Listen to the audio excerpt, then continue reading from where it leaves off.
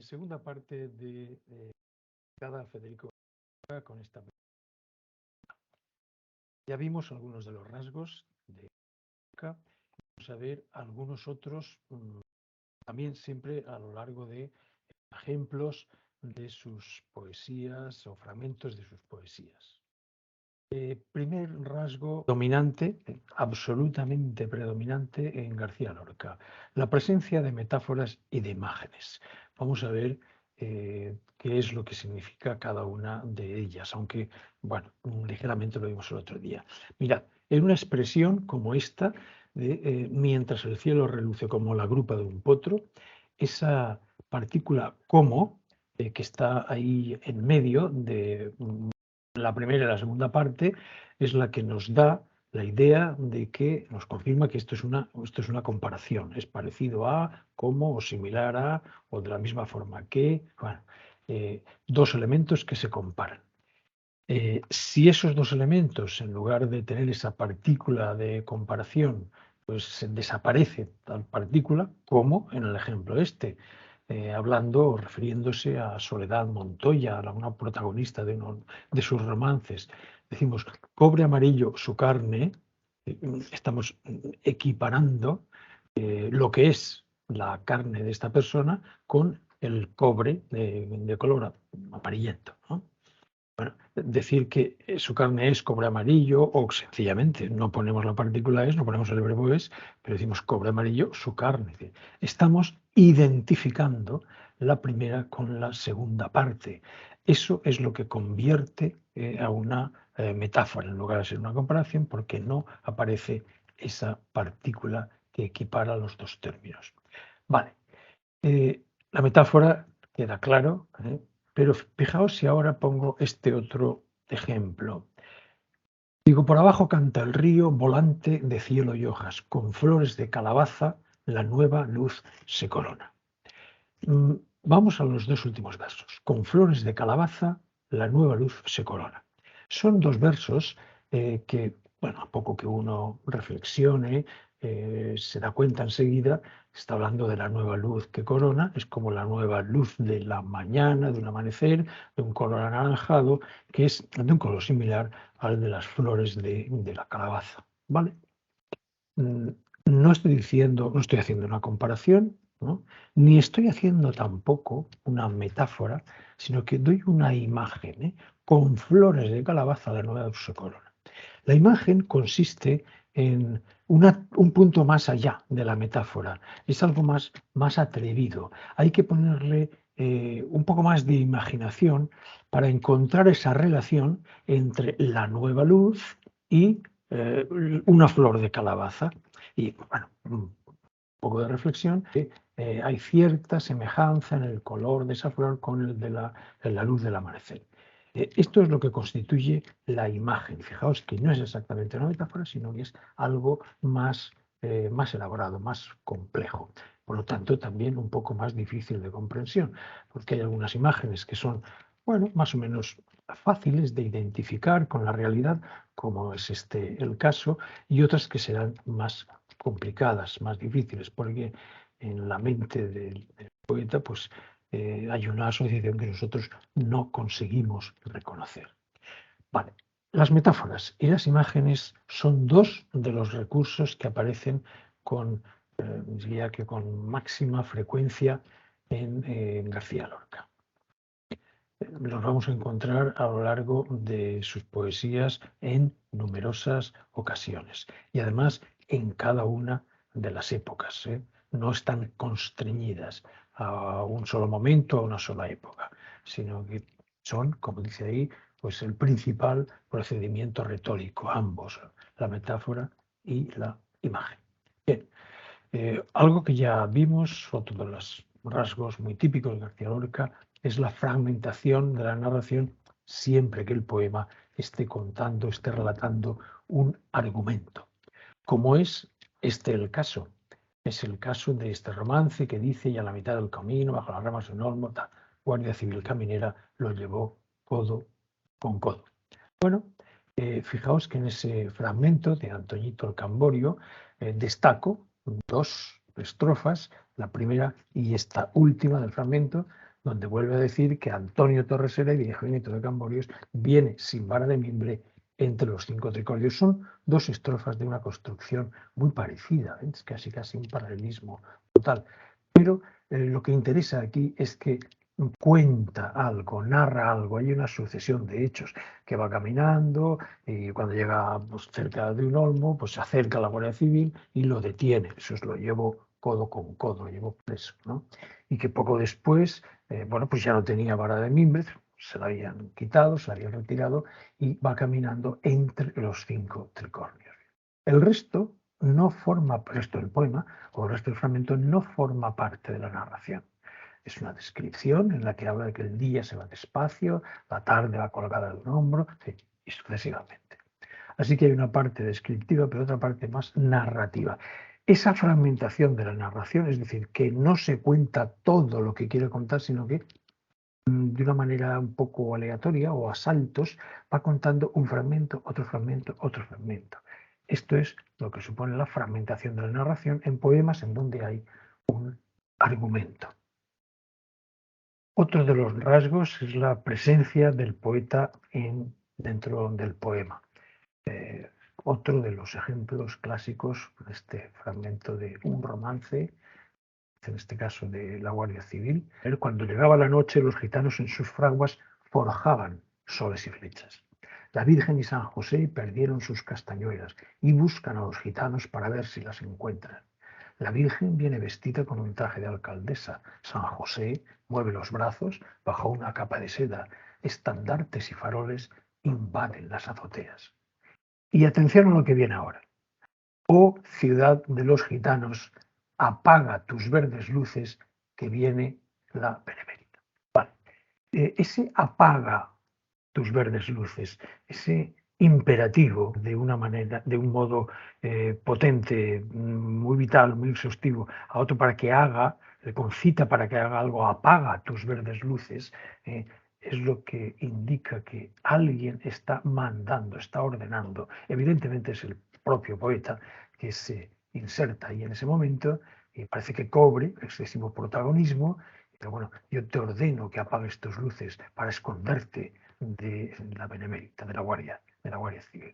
Esto es uno de los detalles en los que se nota claramente la presencia de la persona que está redactando, en este caso García Lorca, dentro del poema.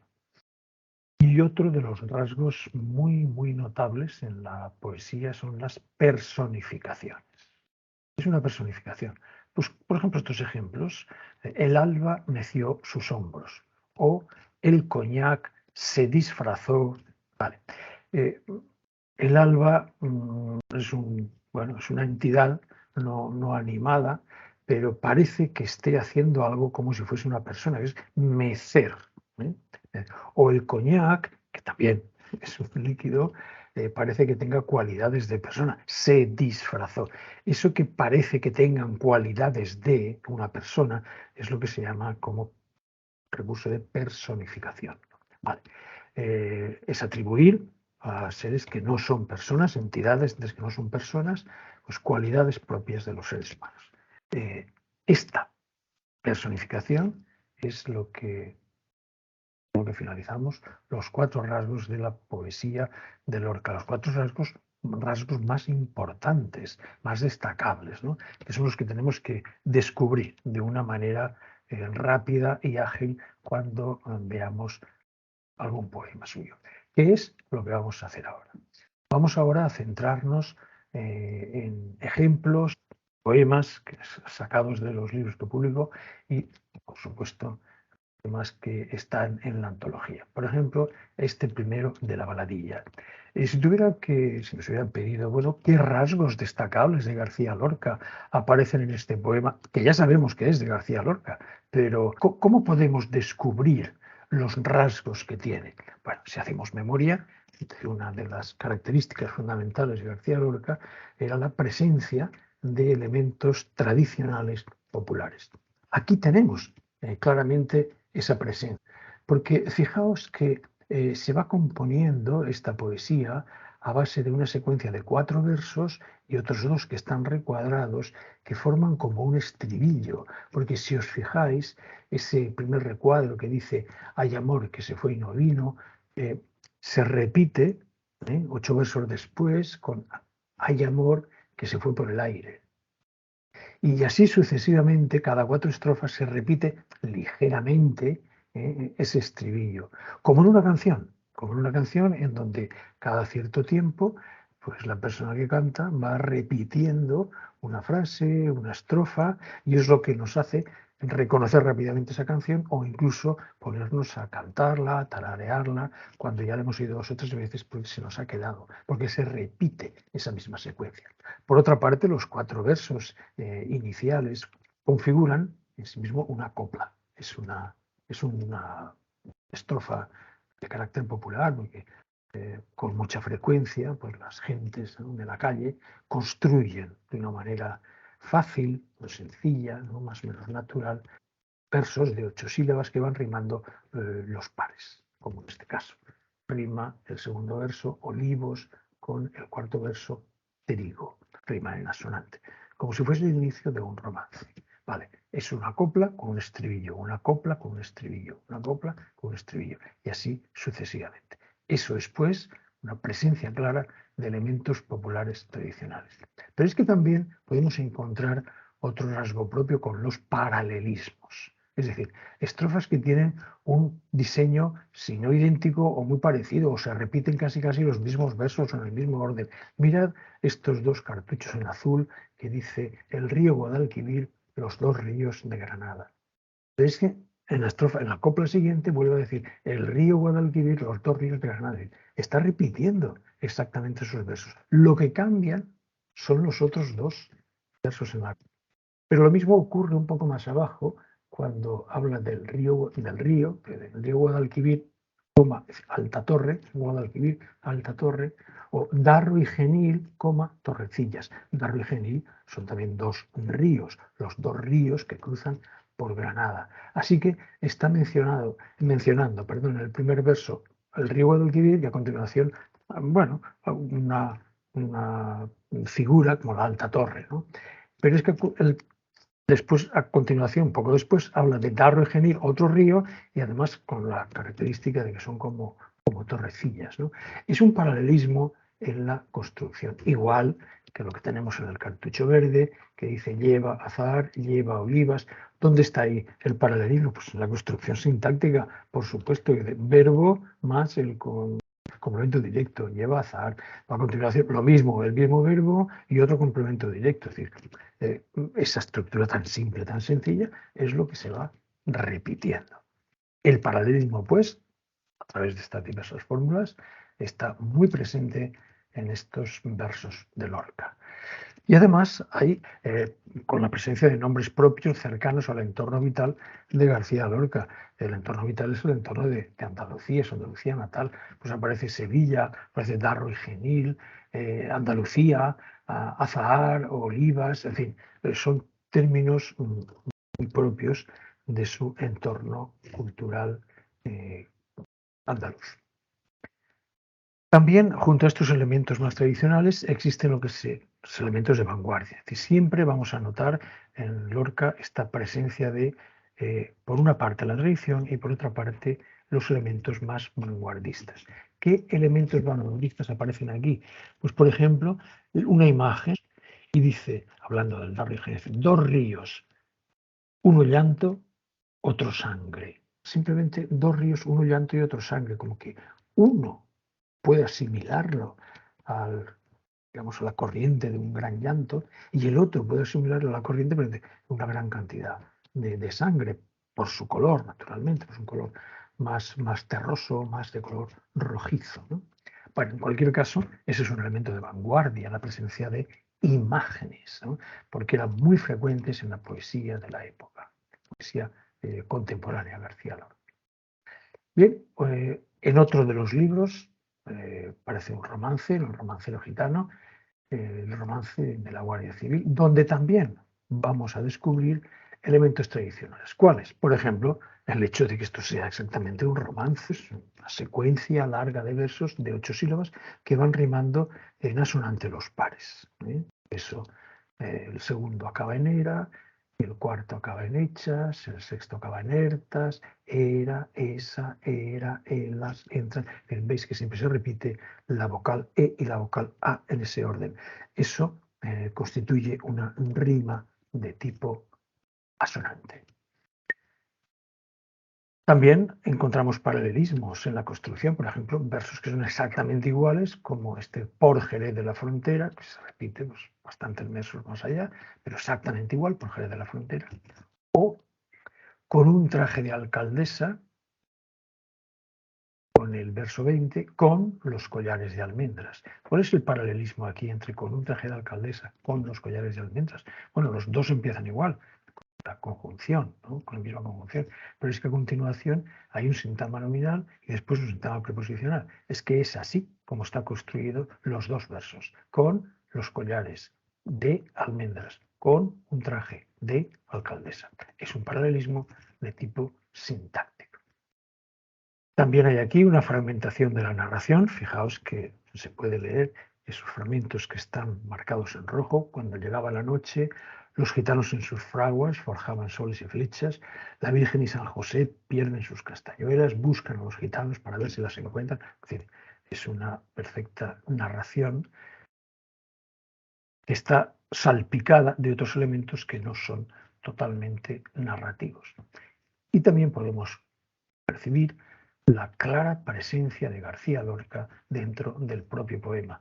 En este caso, con un ejemplo que ya hemos visto antes, cuando ordena, manda, concita para que apaga tus verdes luces, que viene la Benemérita, dirigiéndose a las gentes que viven en esta ciudad de los gitanos, para proporcionarles más protección, para que se escondan, porque viene la Benemérita.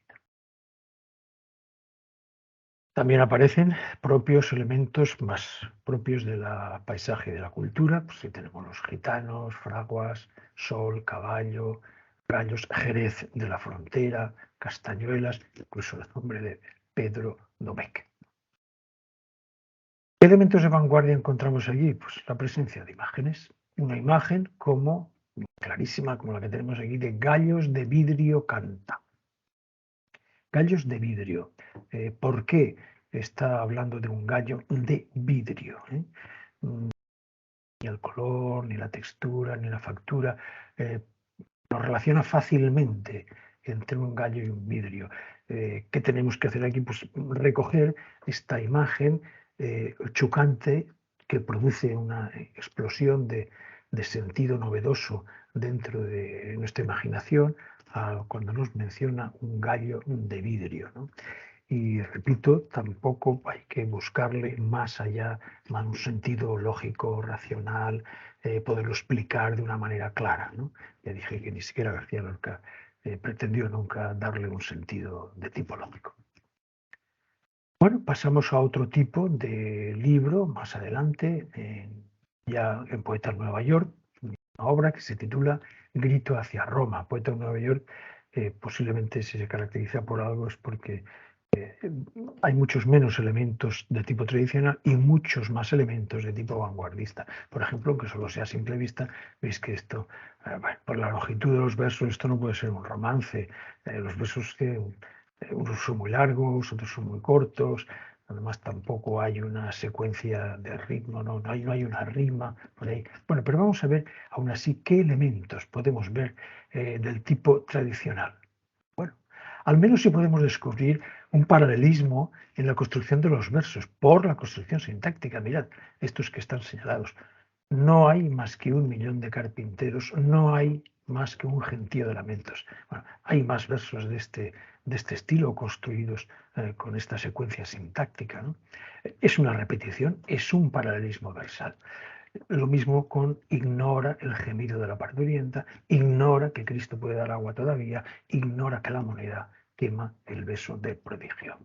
Bien, también un paralelismo claro y patente, ¿no? Por contra, otros elementos de vanguardia, que hay muchísimos, pues la utilización de la imagen, como figura literaria. Este mismo al último ejemplo que estábamos tomando como modelo, pero el hombre vestido de blanco ignora el misterio de la espiga, el gemido de la parturienta y que Cristo puede dar agua todavía. ¿Veis? Son varias imágenes que están puestas una al lado de otra, pero no conseguimos darles un mínimo común denominador de sentido lógico. Esa es una presencia de imagen muy potente, muy agresiva, muy dura, que es precisamente uno de los rasgos que caracterizan a esta época poética de García Lorca, la de poeta en Nueva York, las poesías que escribió a raíz de su estancia en esa ciudad. Otro de los elementos de vanguardia que no habíamos visto hasta ahora es la presencia de versos libres de rima. Esta última estrofa veis que acaban el primer verso en anco, segundo en niga, tercero en ta, ia, igio, an. Es decir, no hay ninguna, absolutamente ninguna secuencia con la que podamos decir, bueno, es que aquí hay cierta rima. No, no hay absolutamente nada. Por eso se le llama precisamente versos libres. Otro de los ejemplos clásicos de García Lorca es el de El llanto por Ignacio Sánchez Mejías. En un fragmento de este libro, una poesía titulada La sangre derramada, habla de la muerte, del momento en el que es herido en la plaza Sánchez Mejías, ¿no? ¿Qué elementos vemos en esta poesía de tipo tradicional? Pues otra vez la versificación en tipo romance, su rima sonante. Ahí tenéis los finales en erca, eza, eda, ellas. Curiosamente vuelve a repetirse la secuencia de sílabas, perdón, de vocales, la e y la a, para hacer esa rima en asonante. También para versos muy paralelos por la construcción sintáctica, su maravillosa fuerza, su dibujada prudencia. El su, maravillosa fuerza, su con el adjetivo, con sustantivo, y poco más abajo el su también con el adjetivo y con otro sustantivo, su dibujada prudencia. Mucho más claramente, estos últimos versos, que todos transmiten una admiración, una apreciación admirativa, con qué gran torero en la plaza, qué gran serrano en la sierra, qué blando con las espigas. Esto, aparte de constituir un paralelismo en la construcción del verso, es que además es una expresión muy propia de la obra popular. Combina aquí los dos ejemplos, ¿no? ¿Por qué? Porque es una manera de expresar la gente una emoción, algo que le sale de muy adentro. Qué grande, qué bonito, qué maravilloso, qué fantástico, ¿no? Ese qué admirativo que es propio, perdón, habla coloquial en el entorno familiar, ¿no? Pues eso lo traslada y lo coloca dentro de un poema. Elementos de vanguardia, pues otra vez la utilización de imágenes. ¿Qué imágenes podemos ver aquí? Mirad estos 4 primeros versos. Dice, no se cerraron sus ojos cuando vio los cuernos cerca. Está refiriendo al torero, que puede ser cogido por el toro, los cuernos están muy cerca. Bueno, pues aún así no cierra sus ojos, como dando a entender, digamos, un signo de valentía, ¿no? Dice, no se cerraron sus ojos cuando vio los cuernos cerca. Esto, aquí no hay una imagen. La imagen está en los 2 siguientes versos. Pero las madres terribles levantaron la cabeza. Si en los 2 primeros encontrábamos fácilmente la explicación lógica, en los segundos la explicación ya no es tan sencilla. Las madres terribles levantaron la cabeza. La imagen siempre nos sobrepasa en el sentido lógico. Otros elementos de vanguardia, también en el llanto de Ignacio Sánchez Mejía, pues los versos libres de rima, que aunque parezca que son construcciones de cuatro versos como si fueran unos cuartetos de arte mayor, parece que sean así, pero la rima de una manera voluntaria ha desaparecido, ¿no? No hay ningún tipo de secuencia al final de cada verso que pueda constituir una rima. Sí que hay algunos elementos tradicionales, cultos. Hemos visto los tradicionales populares, pero cultos no habíamos visto hasta ahora. Y aquí tenemos un buen ejemplo. Decía que podría tratarse de un cuarteto y efectivamente son versos todos de 14 sílabas, son versos alejandrinos. Ahora bien, están construidos también de una manera muy, muy sólida. las 14 sílabas de cada verso están en bloques de 7 y de 7 perfectamente delimitados. Y fijaos si los consideramos así todos juntos, yo quiero ver aquí los hombres de voz dura, los que doman caballos y dominan los ríos. Es una construcción, ¿no?, de un solo verso, es un solo verso de 14, otro verso de 14, pero si nos paramos a analizar estos versos de 14, podremos hacer una pausa en medio y decir, yo quiero ver aquí los hombres de voz dura, los que doman caballos y dominan los ríos, los hombres que les suena el esqueleto y cantan, con una boca llena de sol y pedernales. Es decir, no es que se detenga una sílaba a mitad de una palabra y por lo tanto no podemos hacer una pausa un poco más larga, es que sí que podemos hacerla. Así que es una construcción muy medida, esto no sale al azar. No es porque, fíjate, si me ha ocurrido esta frase, la voy a poner. No, hay una medición muy exacta de las sílabas que quiero poner, en qué orden, y que además constituyen al final de una palabra. En fin, son versos muy, muy trabajados. Y esto es propio de una poesía tradicional culta, en donde la métrica es muy estricta. En otro de los poemas, ya de los últimos poemas, publicado muchísimo más tarde después de su muerte, el canto de la casida de las palomas oscuras, encontramos pues, elementos tradicionales populares, son versos todos de arte menor, aunque en este caso no son todos de 8 sílabas. Hay una mezcla, de cuando en cuando vemos que coloca alguno de 7, de cuando en cuando vemos que coloca alguno de 10 sílabas. Se ajusta algo menos a lo que es el verso de arte menor, porque de cuando en cuando hay algún otro verso con una métrica ligeramente distinta.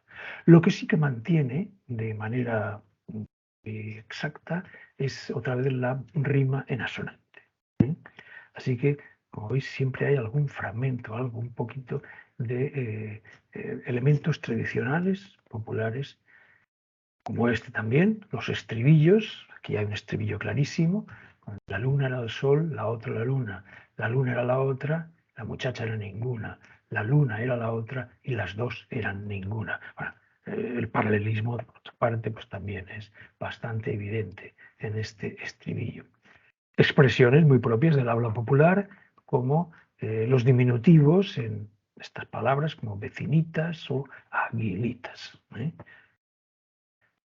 Otros elementos más cultos, pues como veis, aquí tenemos otra casida, la de la mujer tendida, donde hay unos cuartetos, estos son endecasílabos, versos de 11 sílabas, y absolutamente todos cumplen la medida estricta. Lo que no tenemos es la rima. Fijaos que en el otro había digamos, había mantenido la rima, pero no la métrica. En este caso, la rima también ha desaparecido. No hay ningún tipo de rima. Se ha ajustado muy bien a la métrica, pero ha decidido olvidar las secuencias finales de cada verso. Y también tenemos la presencia de imágenes como otro elemento de vanguardia. Por ejemplo, vi 2 águilas de nieve. Es algo más allá de una metáfora. El águila no la podemos comparar con la nieve. No podemos acertar bien qué relación puede haber entre el águila y la nieve, tal vez simplemente por la altura en la que habitualmente se mueven estas aves. Hay que buscar un poquitín más allá y hay que encontrar relaciones muy, muy extremadas, ¿no? En definitiva, como veis, siempre en cada uno de los poemas que hemos visto hay una secuencia en la que podemos localizar elementos populares, tradicionales, y al mismo tiempo siempre hay elementos de tipo novedoso, vanguardista. ¿En qué medida van apareciendo unos y otros en función de la época en la que se ha escrito o escribió estos poemas? Pues sí que podemos advertir cierta regularidad, porque en los 2 primeros libros, tanto en el poema de Alcantejondo como en el romancero gitano, los elementos tradicionales son mucho más abundantes, por eso la línea está más alta. Mientras que los elementos de vanguardia, la línea está más baja porque son menos, este tipo de elementos son menores, hay menos ejemplos. Sin embargo, en Poetas de Nueva York, que ya dijimos que supone un cambio brusco, radical en su trayectoria, se invierte esta tendencia. Y lo que aparecen constantemente uno detrás de otro son esos elementos de vanguardia, por ejemplo, la presencia de imágenes atrevidísimas, ¿no? Mientras que los elementos más propios de la poesía popular se quedan más aminorados, en menor medida. Siempre encontramos algo, pero de una manera mucho más leve, ¿no? Hay que buscar más. ¿Y qué ocurre con sus últimas poesías, las de El llanto por Ignacio Sánchez Mejías o los sonetos del amor oscuro? Bueno, en ese momento las dos tendencias, la tradicional y la vanguardista, se encuentran presentes de una manera más equilibrada. Es decir, tanto unas como otras van apareciendo de una manera regular. Con eso podemos ver digamos, una panorámica de cómo los caracteres más propios de García Lorca, la combinación entre lo tradicional y lo popular, cómo va sucediéndose, cómo va alternando esa presencia de unos elementos y otros a lo largo de su trayectoria poética. Muy bien, pues hasta aquí lo que teníamos que ver de García Lorca. Vamos a ver, pues, algún ejercicio. ¿Cómo podrían ser, ¿no?, las preguntas que podéis encontraros respecto a esto? Mirad, uno de los rasgos de la poesía de Lorca es la metáfora. Ya hemos visto que era muy frecuente, está muy presente y tal. Vale. ¿Queréis, por favor, localizar este rasgo en este poema? Por ejemplo, los ojos de estatua o el gusano de mi sufrimiento. Es otra metáfora clarísima. Como son muy abundantes en García Lorca. A ver, en este caso, si podéis localizar, os doy otro modelo de pregunta. A ver si alguno de estos rasgos os los he puesto en la parte izquierda, los rasgos de tipo popular, paralelismo, diminutivos, diálogos, tal. Los del modelo clásico, con las estrofas clásicas cultas. ¿Hay alguno de esos rasgos que se puedan detectar en la poesía que tenéis ahí a la derecha? Por las gradas sube Ignacio. Vale, si queréis vamos por partes, a ver si esto os ayuda. Vamos a ese primer rasgo de paralelismo en la construcción de versos. Vamos a centrarnos en la primera estrofa. ¿Hay algún paralelismo en la construcción de algunos versos? Sí, en buscaba, luego dice busca y luego buscaba otra vez. Naturalmente, ahí tenemos un claro paralelismo en la construcción. El verbo y a continuación, pues, el complemento directo. Buscaba al amanecer su perfil seguro, su hermoso cuerpo, ¿no? Incluso entre su perfil seguro y su hermoso cuerpo, pues, también es el mismo tipo de sintagma, con los mismos elementos, ¿no? Pero es que también podemos decir lo mismo de y el amanecer no era, y el sueño lo desorienta, y encontró su sangre abierta. Es decir, bueno, también entre estos versos existe un paralelismo, así que este es más o menos fácil de localizar. ¿Hay algún diminutivo, un valor emotivo? No hay ninguna palabra que esté expresada con un diminutivo, ¿no? Así que, bueno, pues este rasgo no está. Tampoco se trata de que estén todos en todas las poesías. Se trata de descubrir cuáles de esos aparecen en ese fragmento. Y diálogos, tenemos aquí la sensación de que esté hablando, respondiendo. Sí, al final de la segunda estrofa, ¿no? Donde dice, ¿Quién me grita que me asome? No me digáis que la vea. vale, sobre todo en ese no me digáis que la vea, que además está repetido al principio de esa estrofa, ¿eh? Como veis, también hay un elemento de repetición. No me digáis que la vea, una expresión clarísima de la presencia de García Lorca ahí en el poema. Vamos a ver, ¿alguna expresión propia del habla popular? En el amanecer no era. Sí, efectivamente, y el amanecer no era. Es decir, bueno, es una expresión, como diría yo, un poco correcta. Es decir, el amanecer no venía, el amanecer no surgía, el amanecer no aparecía, ¿no? Eso de no era, ¿no? Parece que sea poco correcto, ¿no? Bueno, es una expresión coloquial, es una expresión del habla popular, no era, ¿no? Ese es un ejemplo claro, ¿no?, de una expresión más, digamos, menos. Por supuesto, nada de culta, muy poco. popular, ¿no? El relato fragmentado, yo no veo que haya aquí un relato claro, que se cuente, que se narre, ni siquiera una lejana y vaporosa historia, no hay nada. Lo que sigue es de abundantes romances y canciones. ¿Es esto un romance? Otras 8 sílabas. Buscaba el amanecer, otras 8 sílabas. Y además rima siempre los pares. Puestas rima con era, que rima con enta, que rima con erta. Es decir, otra vez la secuencia de la E y la A, que es algo que hemos visto que aparece en muchos otros romances. Pero la rima en asonante quiere decir que coinciden todas las vocales a partir de la última acentuada. De manera que en el segundo verso, con toda la muerte a cuestas, la última sílaba acentuada es estas, la E de estas. A partir de ahí tienen que coincidir todas las vocales, la E y la A.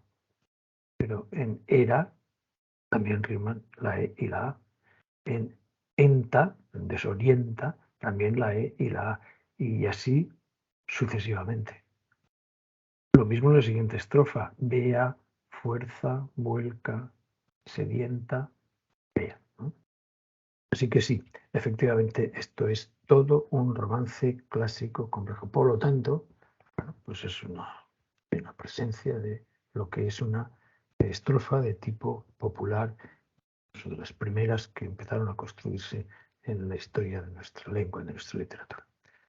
Muy bien, pues esto sería el ejemplo de lo que se puede preguntar en el examen. ¿Y cómo aparecerán? Pues de esta manera. Bueno, pues yo puedo poner un poema en donde aquí aparecen estos rasgos, o qué rasgos son los que aparecen de tipo culto, o qué rasgos aparecen de tipo popular. Y se trata de localizar, descubrir cuáles de los propios de García Lorca o de la generación del 27 aparecen en ese fragmento de poema. Bien, y hasta aquí todo lo que teníamos que ver de García Lorca. Muchísimas gracias por vuestra presencia, vuestra atención, vuestras intervenciones y nos vemos la semana próxima.